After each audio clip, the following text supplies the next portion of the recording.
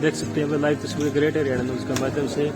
जो फतेहपुर का जवान था, जो फतेहाबाद का जो नूह के अंदर, मेवात के अंदर जो दंगे के अंदर शहीद हो जाता है, उसका पूरा परिवार देख सकते हैं आप ये जाता हुआ। और अभी उसके अंतिम में संस्कार की जो प्रक्रिया पूरी हुई है, जो प्रशासन का अमला जमला है, आप देख सकते हैं लाइव तस्वीर ग्रेट हरियाणा न्यूज़ के माध्यम से। पूरे मान सम्मान के साथ उसका अंतिम संस्कार किया है, आप देख सकते हैं ये पूरी तस्वीरें। पुलिस प्रशासन का पूरा अमला जमला यहाँ पर मौके पर मौजूद है, आप देख सकते हैं लाइव तस्वीरें ग्रेट हरियाणा न्यूज़ के माध्यम से। वीडियो को ज़्यादा से ज़्यादा शेयर करें। जय हिंद, जय हरियाणा।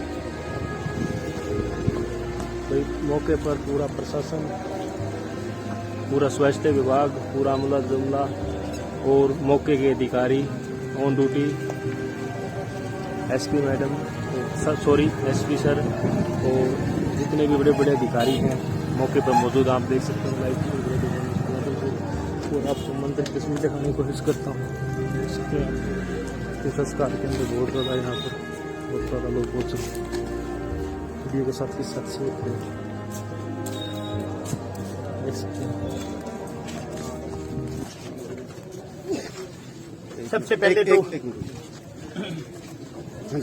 सबसे पहले तो हमारे दो साथी शहीद हुए।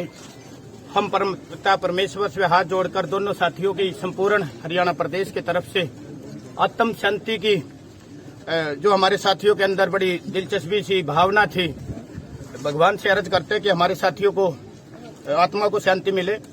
और हमारी जो मांगे तो बहुत हैं, पर ये दुर्भाग्य और दुख की घड़ी है। वही हरियाणा प्रदेश के समस्त स्वयंसेवक साथी गर्व महसूस कर रहे हैं कि हमारे जवान ने लैंड ऑर्डर कानून व्यवस्था संभालते हुए अपनी जान न्यौछावर करके शहीद का दर्जा पाया है। और हरियाणा प्रदेश में हरियाणा होमगार्ड जवानों के संघर्ष से कल जैसे ग्रामवासियों को 1 बजे लमसम बिना शहीद का दर्जा डेड बॉडी दी जा रही थी, हम सभी साथियों ने जाके संघर्ष किया और प्रशासन से मांग करी कि हरियाणा प्रदेश के 14,000 होमगार्ड जवान न कि कानून व्यवस्था संभालने में बल्कि हर प्रकार की स्थिति में आर्मी, पुलिस, सहयोग, अर्धसैनिक बल हर प्रकार का न कि राज्य का बल्कि पूरे भारत में अपना संपूर्ण योगदान देते हैं। और कई दशकों के बाद भी दुर्भाग्य है, आज भी हमारे जवानों को न तो नियमित ड्यूटी मिल रही और न ही हमारे सुप्रीम कोर्ट की तरफ से जो फैसला आया था समान काम समान वेतन, लगभग 32,000 रुपए मानदेय होना चाहिए हमारा, न टीए का लाभ मिल रहा, न डीए का लाभ मिल रहा, न वर्दी अलाउंस मिल रहा। मैं गर्व महसूस करता हूं हमारे इन जवानों पे जो भूखे पेट और खाली जेब भी देश सेवा के प्रति अपने समर्पण भाव से सेवा कर रहे हैं। और दोनों साथी ये जो छोटे छोटे बच्चे छोड़कर चले गए, संघर्ष करने के बावजूद भी गृह मंत्री जी से जब प्रशासन की बात हुई, दोनों साथियों को शहीद का दर्जा मिलने के साथ साथ पुलिस विभाग ने 57 लाख रुपए की आर्थिक सहायता देने का फैसला किया है। 2 छोटे बच्चों को देखते हुए, परिवार को देखते हुए हम इस फैसले से ही मान्य नहीं है। HDFC बैंक शहीद होने पर 1 करोड़ रुपए पुलिस कांस्टेबल को देता है। हमारे साथी है पुलिस के बराबर ड्यूटी करते हैं। हम ये मांग रखते हैं कि 1 करोड़ रुपए HDFC बैंक जो शहीद का दर्जा कांस्टेबल को देता है वो भी सहायता राशि हमारे जवानों को मिलनी चाहिए। इसके लिए भी हम संघर्ष जारी करेंगे। माननीय अनिल विज से कल प्रशासन की बातचीत हुई थी, गृह मंत्री ने आश्वासन दिलवाया था कि शहीद जो जवान हुए हैं दोनों फैमिलियों को 1-1 पक्की नौकरी का हम जरूर प्रावधान करेंगे। और विधानसभा में ये बात उठाकर 1-1 नौकरी, यदि गृह मंत्री जी अपने आश्वासन पे खरे उतरते हैं तो स्वागत है। और हमारे जवान तो पहले की तरह हमेशा ईमानदारी से ड्यूटी करते रहेंगे, अन्यथा हमने कोई कठोर कदम उठाना वो हमारी मजबूरी होगी। हमारे जवान जो आज की डिमांड से आप खुश हैं? जो आपकी डिमांड थी वो पूरी हुई है?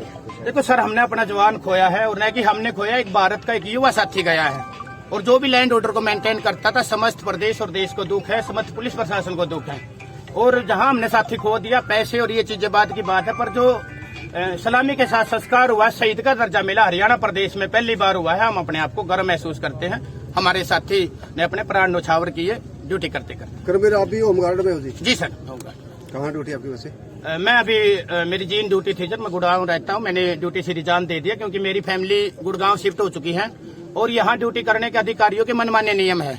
एक तरफ जहाँ 10,200 ड्यूटी है और लगभग 12,200 जवान अधिकारी मात्र 89 दिन के लिए, मैं ज्यादा नहीं कहना चाहूंगा, मैं अपने मौखिक पे विराम लगाना चाहूंगा, एक भ्रष्टाचार करने के लिए मात्र 89 दिनों के लिए जवानों को बाहर भेजते हैं गुड़गांव फरीदाबाद, और 89 दिनों बाद फिर यहाँ भेजते। 2 जवान अदर जिलों में ड्यूटी नहीं करने जाते उनको ये दिशा निर्देश दिए जाते हैं कि भविष्य में ड्यूटी नहीं लगेगी और अनुशासनहीनता लगा दी जाती है। हम अधिकारियों से, गृह मंत्री जी पिछले हफ्ते भी मिल के आए थे, हमारे कई साथी, और पहले भी मिले थे। हमने बार बार ये रिक्वेस्ट करी कि जो भी साथी अपने परिवार पालन पोषण के लिए रोजी रोटी चला रहा है, चाहे वो कोई छोटा मोटा काम करा, खेती बाड़ी करा, 89 दिन के लिए वो छोड़ के जाएगा, उसका वो काम भी ठप हो जाता है। और 89 दिन बाद फिर आप लात मार देते हो, जवान कहाँ जाएगा, अपने परिवार को कैसे पालन पोषण करेगा। हमारे डीजी महोदय चाहें तो ये जो ड्यूटियों की प्रॉब्लम है, जिस जिले में ज्यादा नफरी की जरूरत है, कमिश्नरी के हिसाब से उसी जिले में ज्यादा जवानों को भर्ती कर सकते हैं, दूसरे जवानों को परमानेंट उसी जिले में ट्रांसफर कर सकते हैं। पर मैं ये खुलकर कह सकता हूँ, जहाँ 13,50,00,000 रुपए वित्त वर्ष 2022-23 में सब खाता नंबर हेड 0093 में हरियाणा सरकार ने जवानों को वर्दी के देने का काम किया, हरियाणा प्रदेश में एक भी जवानों को वर्दी पहनने योग्य नहीं मिली। अधिकारियों ने पूरा पैसा ठेकेदार के साथ मिलकर गबन कर लिया। हमारा वेलफेयर का पैसा 100 रुपए काटा जाता है मनमाने ढंग से, बिना जवानों से पूछे हुए अब की बारी 200 रुपए चालू कर दिया। हरियाणा प्रदेश में 12,000 ड्यूटी जवान करते हैं तो पहले 12 लाख प्रति महीना कटा करता था, 1,44,00,000 रुपए इकट्ठा हुआ करता था। 1,44,00,000 पे सरकारी ब्याज की बात करूं तो 9% ब्याज होता है।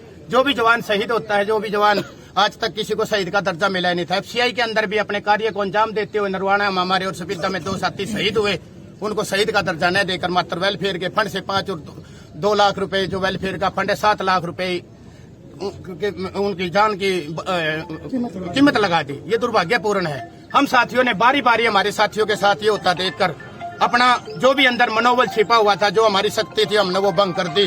और जो भी भगत सिंह का, गुरु सुखदेव जी का और हमारे आदरणीय क्रांतिकारियों का खून हमारी रगों के अंदर दौड़ना चाहिए था, हमने अपनी जिज्ञासा जगाई। और जब तक हमने ये फैसला लिया परिवार के साथ मिलकर कि दोनों साथियों को जब तक शहीद का दर्जा नहीं मिल जाता, 14,025 जवानों में से कोई भी जवान ड्यूटी नहीं करेगा। 2 दिन का अल्टीमेटम सरकार को दिया था, सरकार समय रहते जाग गई।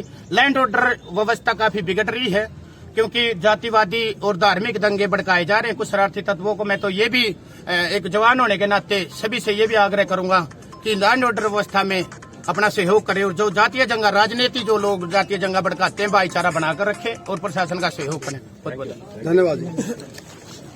जवान अधिकारी मात्र 89 दिन के लिए, मैं ज्यादा नहीं कहना चाहूंगा, मैं अपने मौखिक पे विराम लगाना चाहूंगा। एक भ्रष्टाचार करने के लिए मात्र 89 दिनों के लिए जवानों को बाहर भेजते हैं, गुड़गांव, फरीदाबाद, और 89 दिनों बाद फिर यहाँ भेजते। 2 जवान अदर जिलों में ड्यूटी नहीं करने जाते, उनको ये दिशा निर्देश दिए जाते हैं कि भविष्य में ड्यूटी नहीं लगेगी और अनुशासनहीनता लगा दी जाती है। हम अधिकारियों से, गृह मंत्री जी पिछले हफ्ते भी मिल के आए थे, हमारे कई साथी, और पहले भी मिले थे। हमने बार बार ये रिक्वेस्ट करी कि जो भी साथी अपने परिवार पालन पोषण के लिए रोजी रोटी चला रहा है, चाहे वो कोई छोटा मोटा काम करा, खेती बाड़ी करा, 89 दिन के लिए वो छोड़ के जाएगा, उसका वो काम भी ठप हो जाता है।